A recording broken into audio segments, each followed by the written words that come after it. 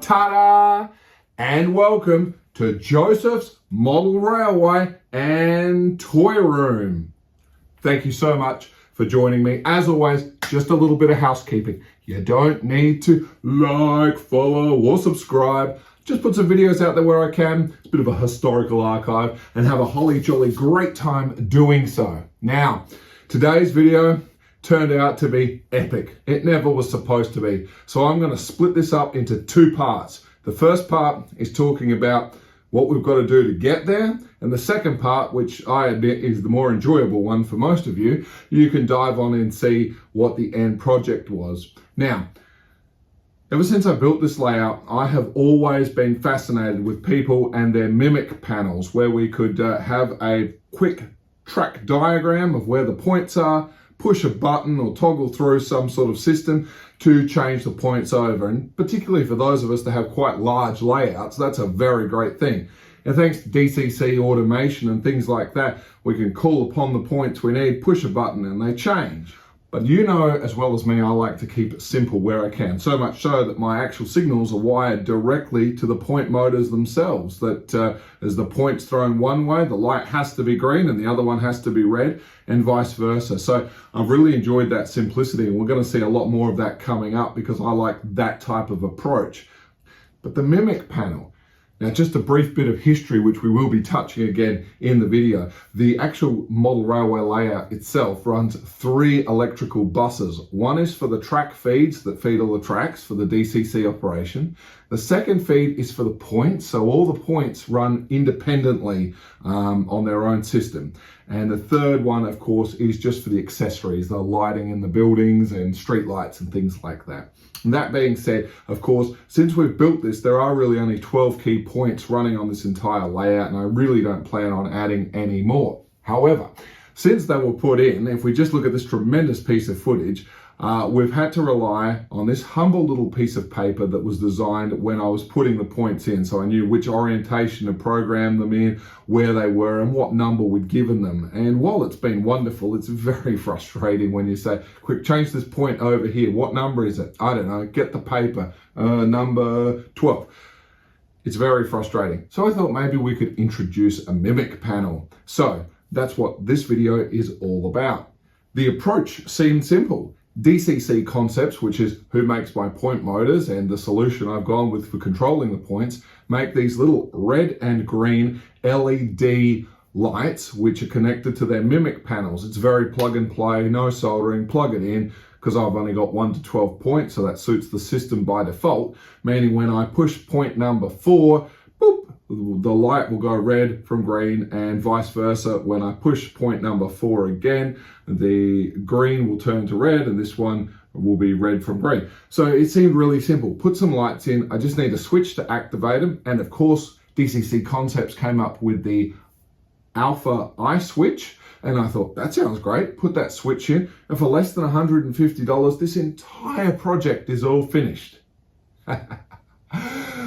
Well, join me. The first part, we're going to look at what I've needed to do to get the operation going. And in the second video, which we'll see in the following week, you'll see how it's all come together and what I did. This single project has been my single biggest regret. Not because of the cost, not because of the time, but it's really not the way I like to construct things. But as you'll see, as the video goes on, I'm basically putting lipstick on the bull. And I think we've ended up with a pretty fair result. It's not the most ideal, but this is a pretty good solution and does give me a bit of scalability. But I think you'll all agree, you'll see how there is such a better way I could be doing this. So we've got our mimic panel with our red, green LEDs. And of course we have 12 of these Alpha I switches. A budget of $150, I'm well under that. Let's get stuck into it and build a mimic panel, shall we?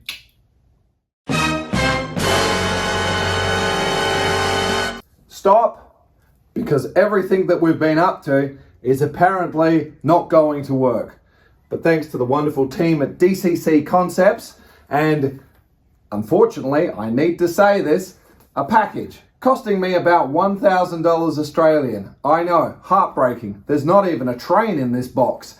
But rest assured, it's from DCC Concepts with explicitly exactly what we need to get this project finished. So let's see what it's all about then.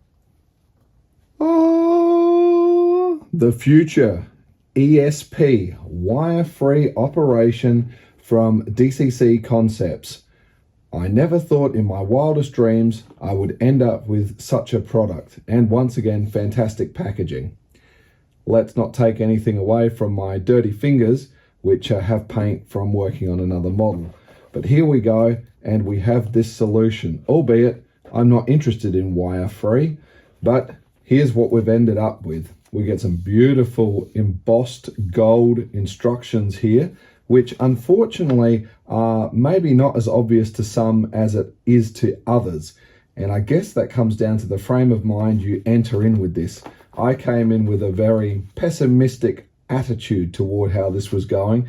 And unfortunately, knowing what I know now, I still believe this wasn't the solution for me. But I'm committed, and this is where we are. So in this box, you are going to find 1, 2, 3, 4 of what is known as a transmitter. And in my application, I need to purchase an additional 2 of these receivers. So let me just explain a little bit what I've got here. Let's just unplug one of these for the minute and just appreciate that the little dingly spring that you can see on here is actually the wireless operation of what it is. Now, what I'll invite you to do is, if you're interested in this, check out some other videos, not just from DCC Concepts, but Jenny Kirk really does an excellent video on her layout, taking some signal lever controllers that are more than 50 years old, before any of this was ever conceived, and has just wired them onto this, and of course wires them to a board powered by nothing but a simple 9-volt battery. And she can go within a 200-foot radius of the entire layout, happily pushing the switching mechanisms she's chosen to have the layout or operation what she needs completely wireless, without any interference at any shows that you might go to, model railway shows. They've got their own proprietary system. It's not Wi-Fi, it's not Bluetooth, it's their own protocol they're using, and I think that's absolutely marvelous. You can choose what type of switching you're using and if it's powered or unpowered. And when it comes to pairing the system up to what you're doing with your existing layout, whether it be automated, DCC or DC, it doesn't really matter. You will need to pair the 2 units together. And it's as simple, and this is the number one takeaway I got to get through on this video, is that when you do it, you want to hold the pairing down on this first, then tap the button on the receiver. The lights will flash and they'll pair up, and the system is then joined. Sounds too simple. Well, it kind of is, and the next bit starts to get a little more advanced for those users that are still staying tuned in to see what we're getting up to. For those that just want to see the final product, you can skip right ahead now if you're not really too interested in how we got there. But for the rest of you, a small investment later, and let's check out how it works. Before we get too ahead of ourselves, I better just rewind for a second and quickly explain one step I forgot to mention. As I said, all of these transmitters have been numbered 1 to 3, 4 to 6, 7 to 9, and 10 to 12. The way they are programmed to get the number, in my situation, since I'm not using the DCC system for this, you'll recall from the earlier video when I talked about how I programmed my actual point motors. There is a switch on the point motor as seen in the diagram here. All you need to do is set your point motor to set, push any one of the 1 to 12 buttons on the panel. So if you want it to be number 3, you push 3, and then flick the switch back over to run. And when you push 3, you've got your point responding. That's exactly how these work. In other words, there is a switch, as you may be able to notice here, and all you will need to do in this situation, it starts at 4, so I'd set this to set. I come to switch number 4 on my panel, push it, it will, and that's it. You can flick the switch back to run, and at this point it will be responding 4, 5, and 6. Vice versa, when we get to number 7, the same thing. Flick the switch to set, push number 7, set it back to run. 7, 8, 9 is taken care of. And that's just a quick way of how we program these up. Of course, for those of you in the DCC world, just like a locomotive, you can come along and assign the actual number according. So if you wanted to have this one to start at number 100, by all means, you set 100 and you've got 100, 101, 102, and accordingly like that. So it's exactly the same way that you set your point motors, a set and run. And that's probably what seems complicated, but it truly isn't. Let's just appreciate with these transmitters, once we've powered it up, basically we've got 1, 2, 3 channels or addresses we can put into it. And of course, you address it any way you like to as per your DCC system. Now, just remember, what I'm just focusing in is I only have 12 points. So 1 to 12, or the default system that DCC Concepts offer with their basic controller we'll come to in a moment, is all I need. So all I had to do was basically 1, 2, 3, 4, 5, 6, right through to number 12. And it's a matter of just programming them in order and giving them the address that is required. So for everyone that has their DCC systems, you will program accordingly, just like you would with a locomotive, and give them the number, knowing that if you were to give this number 20, it'll be number 20, 21, 22, and so forth. It's important when programming these up, you do them one at a time. I just had everything else unplugged and matched one up at a time, and away I go. This tip becomes a little more interesting for the people who are doing things as I am doing it. I am not nested in the DCC world of automation and having everything running like that. Remember, if we open the drawer, I have my Hornby DCC controller to run my trains. End of story. Then, on a separate bus that I've wired onto the layer, and you'll recall we went through that in a video, I have 3 buses, one for track, which is to do with this, one for points, which will be the bus to wire into this system, and one for accessories, which just turns on the lights and other decorative features. As a result, while I can further automate this, I choose not to. And 1 through to 12 on this panel has been absolutely wonderful. Of course, it started getting a little bit complicated, and I wanted a mimic panel.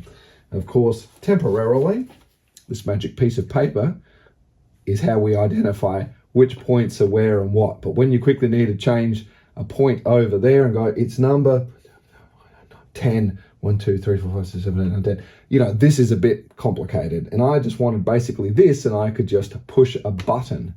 However, it's not quite that simple.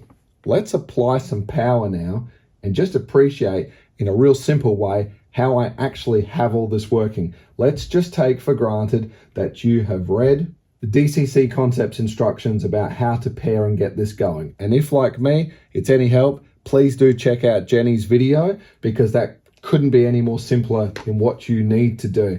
And I must admit, even though the system's been out for a while, I think these instructions are very open to interpretation. Is probably why I stumbled and took me longer.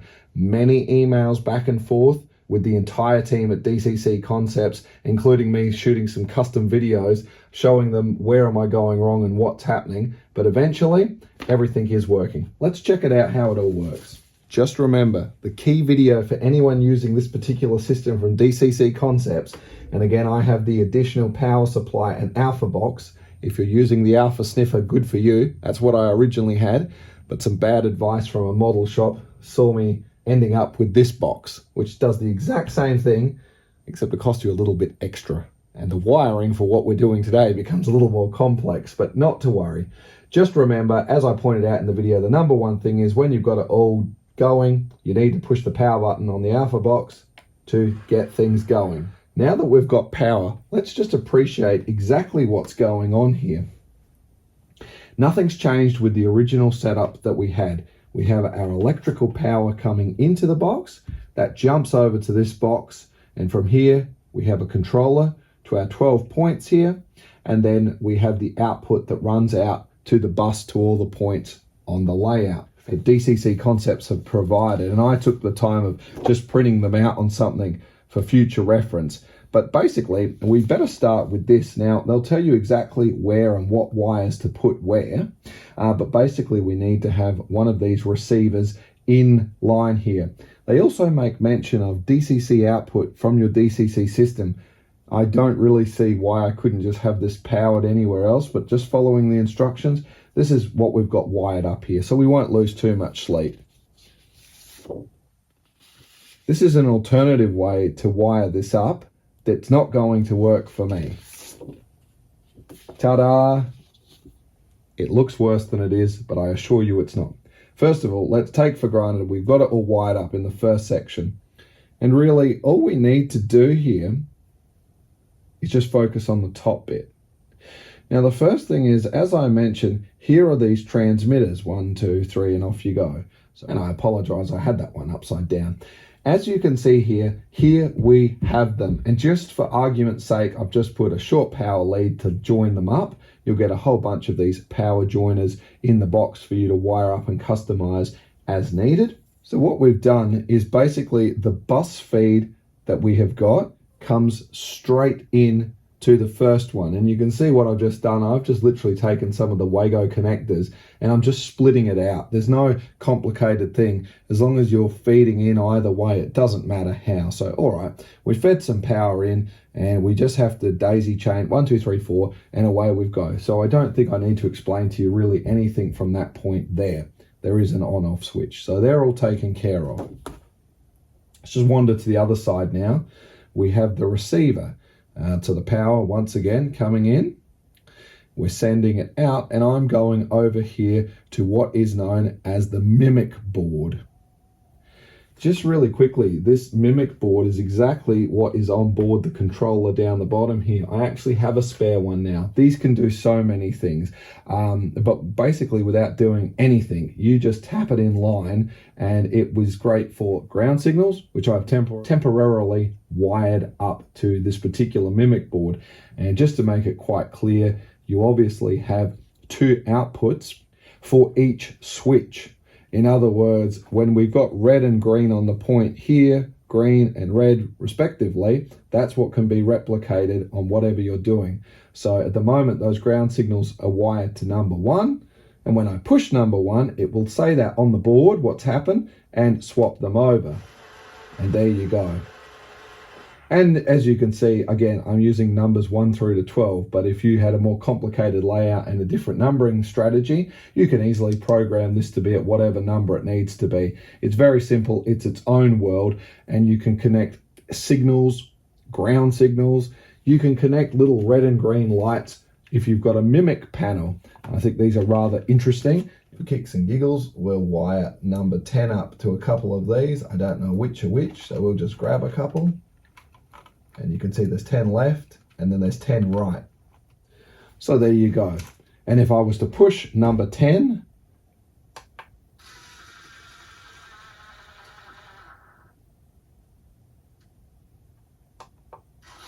you will see them change accordingly. So it really is that simple. So without any soldering or any additional wiring, you make your mimic panel or whatever you're up to, just plug these in, that's all. But of course those lights are not much good for my application since I wanted to be able to push a button and get it. And so I present to you our blank canvas at the moment. It's just a piece of Perspex and I just had this image digitally printed. Of course, I did a little bit of clever track planning using the Hornby Trackmaster system, which if you want to automate it, this is the way to go. I just liked the appearance of what the product offered and thought I'll just do this. And as you can see, I originally had basically where I was going to put these LED lights and I just have a button that you'd push to swap which line you needed to do. That's where it didn't stay simple anymore and got very complicated. To do what I needed to do, I needed to have 2 switches depending on which one you did. But the good news is we can illuminate where they are. So another bit of investment and you'll be able to buy a box of these alpha switches of which you're going to get 6. Now I can hear what you're saying. You've got 12 points, 2 switches, that's 24 of these alpha switch eyes. Yes, that is correct. So we're going to have to get busy with that. And of course, as per that diagram, there's a little Y adapter you're going to need. And you'll have to purchase some of them. At this point, my budget is well and truly blown, but we're committed. So this is going to be a bit of a showstopper sitting in the drawer here once we've completed it. The good news is, from this point, while it looks intimidating, it's not. We take those mimic panels and we wire one to each switch. So we've got left one, right one. So each one will get a switch accordingly. And of course, we just take another lead, run it to the wire adapter, connecting to 1, 2, 3 accordingly, so that we've got it. Now, just for the sake of our demonstration today, here we have number 1. And you'll see number 1 has been wired up to the wire adapter. And of course, those other wires come down to the mimic panel. So of course, that gives us point number 1, which will of course be mounted on our mimic panel down here, and vice versa. If I was to push one button, and if I said I want it over here, push the button, it changes number 1, and you can also watch the signal being received or sent, sorry, on the other side, and you can see the ground signal changing with it accordingly. And if a signal or the lights aren't in the order you need them to be, it's just a simple matter of swapping the 2 wires over accordingly. There's nothing too complicated with the system at all. So as you can see, these mimic panels will keep mimicking whatever else you have assigned that channel to. So there's really no additional explanation that has to happen here. You've really seen how it's done. The only downside is I'm a little bit disappointed when I've changed the orientation of one point to another. It's not being reflected accordingly on the panel here. But just for the argument's sake, while I was getting all this ready and programmed up, I also just wired the switches up over here to point number 12. Point number 12 is probably the closest point directly beside us here. Note, when handling these, just be aware that once they're mounted, it's fine. But if you're holding them like me, your body conducts electricity. So if you touch the back of them and create contact, you're actually making the points move. So I'll just hold the tip of it here to get the response we need. Another top tip I do need to just point out is, of course, with your switching system, you will also have your eyelets for drilling the panel accordingly and getting it to look nice and flush and operating smoothly. So there you have it. That's pretty much what we need to do. Why am I disappointed? Well, as I explained, this is meant to be wireless. I can take this over to different sections of the layout and get rid of the need for all the wires. The only problem is I need to squash all of this into this drawer and get it wired up. It seems pretty simple to drill holes out and mount the switches as required. I've actually already started installing ground signals, so we take a mimic panel over to where it is and we can all easily purchase extensions or just solder it. That's simple enough. But the problem is that no wireless here. It's sitting right next to the main box. It's a little bit over the top for what we need to do, and I'm still convinced there was a better switching system I should have purchased, but here we are. So now it's a matter of getting our panel, drilling some holes, squashing everything together, and making this all fit into the drawer. Let's see how it all goes. Girls and boys, ladies and gentlemen, thank you so much for hanging in with me there. Look, that was probably one of the roughest and hardest videos any of us have got to swallow. Once again, thanks again to Jenny Kirk, and please check out her video if you want to see how you can better integrate it into a various range of different systems. For me, it's worked, and now we just need to put it into the appropriate box and put it all together, which we're now going to be seeing in part 2. But that's going to do it for part 1. It's probably one of the biggest snoozes I've ever put in a video. For those of you that might be interested in following this situation, DCC Concepts' new ESP wireless system is really something else. But obviously, I think it's just a bit far and beyond for what I needed. But I'm committed myself this far. And if my dear wife does catch this video at some point in time, I might be committed in other ways as well. Needless to say, it's been an absolute pleasure. Please do join me next week for part 2, which will be an absolutely fantastic thing. Although once again, I'll stick with being a massive regret because the build process is not how I would prefer to do anything. Anything I've done on the layout, I like to do in a serviceable way that we can get back and repair if anything needs future upgrades or maintenance. This mimic panel is not quite that, as you'll see, but I am very happy with it. So thanks so much as always, and I'll look forward to seeing you in the next one. Stay safe. Toodles.